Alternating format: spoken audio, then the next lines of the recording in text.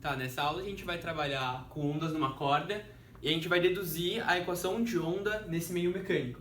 Então aqui a gente tem a nossa corda em amarelo e eu vou estar interessado em trabalhar num pedaço da corda que está entre as coordenadas x1 e x2 e a coordenada de y de x1 e y de x2, tá? Então para começar a gente vai dar um zoom nesse pedaço para entender melhor o que está acontecendo aqui. Então a gente vai ter aqui nosso pedaço de corda e eu vou desenhar as forças que estão agindo nesse pedaço. Então aqui você vai ter uma força devido a esse outro pedaço da corda que puxa lá pra cá. Vou chamar de T2. E aqui eu vou ter um outro pedaço, uma outra força que puxa a corda pra cá, que eu vou chamar de T1. Certo? O ângulo que essas forças fazem com a horizontal vão depender da posição que eu estou pegando na corda. Então esse ângulo aqui é um ângulo θ que depende da coordenada do ponto da corda que eu estou pegando, então ele depende de x2. Já esse ângulo aqui, ele é um ângulo θ que também depende da posição da corda que eu estou pegando, então ele depende de x1. Agora, a partir disso, vamos supor que esse pedaço de corda tem uma massa ΔM, né? Só que não confunde esse delta porque não quer dizer M1 menos M2, isso não faz sentido, é só um pedaço de massa que eu quis escrever dessa forma. Depois vai ficar mais claro por quê. Então, escrevendo as leis de Newton para essa corda, eu vou ter as seguintes duas equações. Então, em x, no eixo x, eu vou ter aqui, pela segunda lei de Newton, a massa da corda vezes a aceleração dela no eixo x vai ter que ser igual à somatória das forças no eixo x. Certo? Quem são as forças que estão agindo no eixo x? A componente dessa força no eixo x menos a componente dessa força no eixo x. Então, vai ser T2 cosseno de θ x2 menos T2, né? E menos T1 cosseno de θ de x1. No eixo y vai ser análogo, só que as componentes vão ser pelo seno e não pelo cosseno que nem estão ali. Então, eu vou ter a massa vezes a aceleração em y é igual à soma das forças em y. Quem são as forças em y? Vão ser T2 seno de θ de x2 menos T1 seno de θ de x1. Tudo bem? Agora aqui a gente vai ter as duas equações de Newton, duas equações de movimento, e a gente vai trabalhar com elas e vai deduzir a equação de onda. Antes de começar a trabalhar com elas, a gente vai ter que fazer algumas aproximações. Então, trabalhando com série de Taylor, lembrando que uma função, a série de Taylor dela ela pode ser escrita de forma exata, como essa somatória da enésima derivada no ponto x0 sobre n fatorial, x menos x0 elevado a n. A gente vai fazer a expansão de Taylor para seno, cosseno e tangente no ponto x0 igual a 0. Então a expansão de Taylor vai ser essa para as três funções. E agora a gente vai pegar um ângulo θ muito pequeno. Se ele for um ângulo muito pequeno, as potências dele, um ângulo menor que 1, conforme você pegar θ quadrado, θ cubo, eles vão sendo menores e menores que 1. Então se θ já é muito menor que 1, cada uma dessas potências é menor ainda. Então a gente vai pegar elas e vai dizer que elas são 0, aproxima elas para 0. Justamente por isso que é uma aproximação. Então o seno vai ficar igual a θ aproximadamente e a tangente também. Então a gente tem que o seno é aproximadamente igual a tangente, que é aproximadamente igual ao ângulo θ. E o cosseno fica aproximadamente igual a 1. Tudo bem? Esse tipo de aproximação a gente chama de Small Angles Approximation, ou em português, aproximações de pequenas oscilações, que é o que geralmente o pessoal trabalha. E tem aplicações muito maiores em mecânica e outras áreas da física. E a segunda aproximação que a gente vai fazer vai ser dizer que cada pedaço da corda não tem nenhum movimento em x. Então a corda só tá sujeita a oscilar para cima e para baixo, ela não se mexe para os lados. Essa condição de a velocidade ser zero implica que a aceleração da corda x vai ser igual a zero. Isso vai ter uma implicação na lei de Newton, porque se ΔM de a de x, a massa vezes a aceleração em x, vai ser igual a zero. Ou seja, a gente vai ter, escrevendo a primeira equação de Newton do movimento, a gente vai ter que T2 cosseno de θ de x2 menos T1 cosseno de θ de x1 é aproximadamente igual a zero. Porque vai ser igual a massa vezes a aceleração x, que é igual a zero. Agora, usando a aproximação de pequenas oscilações, cada um dos cossenos vai valer 1. Então, a gente vai ter que T2 menos T1 é igual a zero. Ou seja, T1 é igual a T2. E eu vou chamar isso de T por simplificação para economizar a notação. Depois disso, a gente pode começar a trabalhar com a segunda equação de Newton. Então, voltando aqui, a gente pode trabalhar e trocar esse seno, pelas aproximações de pequenas oscilações, pela tangente do ângulo. Então, vamos fazer com mais calma.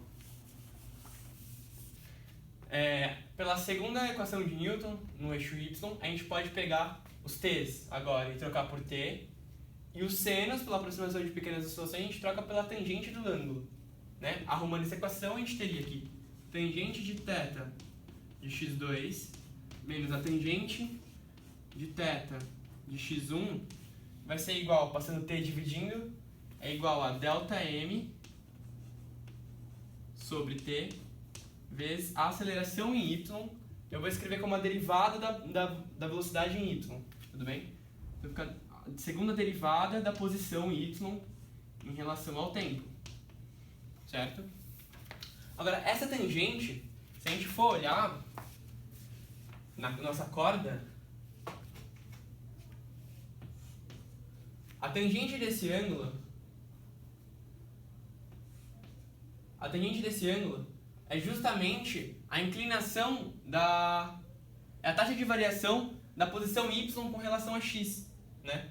Ou seja, é um ΔY sobre um ΔX. Só que o ΔY é a variação é o y da corda, a posição da corda, dividido por ΔX. Então, a tangente vai ser aproximada pela derivada da posição y da corda. Tudo bem? Então, a gente vai trocar essa tangente pela derivada da posição y da corda em relação a x, ou seja, a inclinação da corda com relação à posição, no ponto x igual a x2, menos a derivada de y em relação à inclinação de y da corda com a posição, no ponto x igual a x1. Isso daqui vai ser igual a ΔM sobre tempo, sobre tração, vezes a segunda derivada de y em respeito ao tempo. Certo? Agora a gente vai fazer um truquinho. O truque aqui vai ser multiplicar e dividir por x2 menos x1, certo? Então vai ficar o seguinte: a primeira derivada de y em relação a x do ponto x igual a x2 menos a primeira derivada de y em relação a x do ponto x igual a x1 é igual a dividindo por x2 menos x1 é igual a ΔM sobre x2 menos x1 vezes 1 sobre t, segunda derivada de y com respeito à posição, certo? Agora aqui, a gente tem uma estrutura matemática nesse pedaço da equação que lembra a derivada. Como é que é a definição de derivada? Se você tem uma função, a derivada de uma função no ponto x0, como é que é? É o limite, né, de x tendendo a x0 da função aplicada em x menos da função aplicada em x0 sobre x menos x0.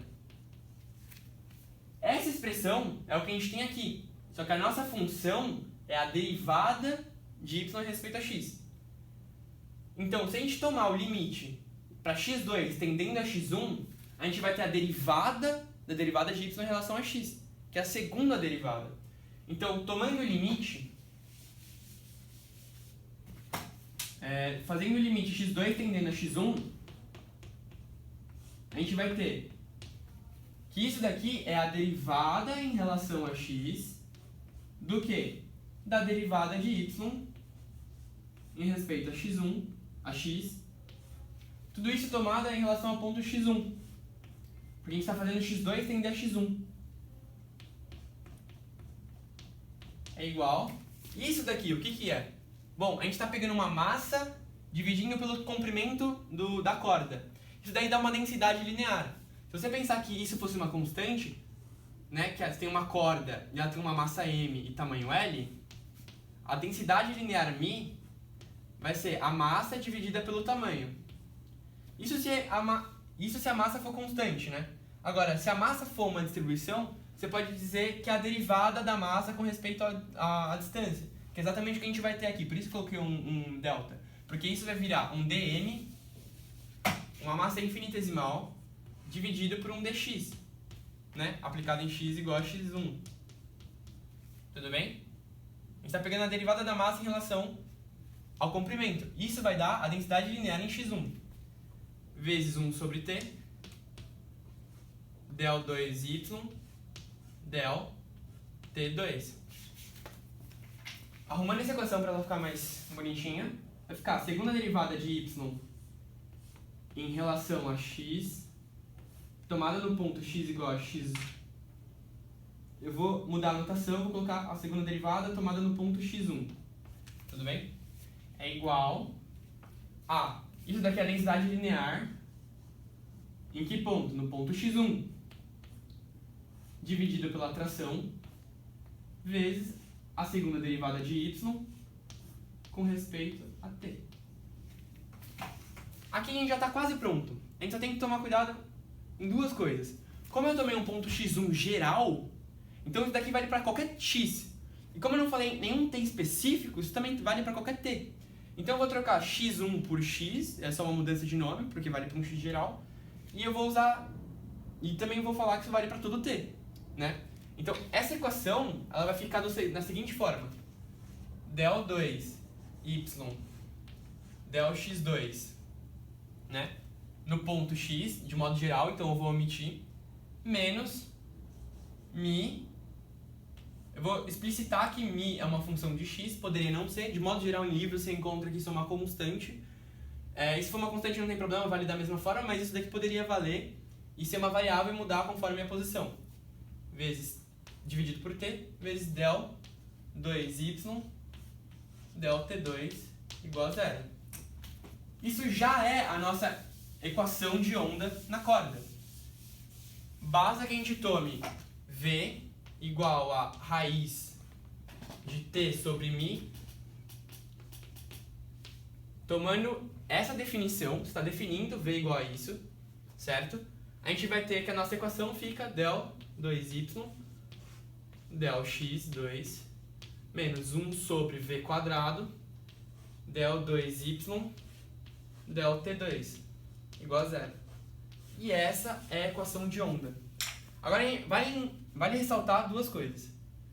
A primeira, como mi depende de x, a velocidade também vai depender do ponto da corda, né?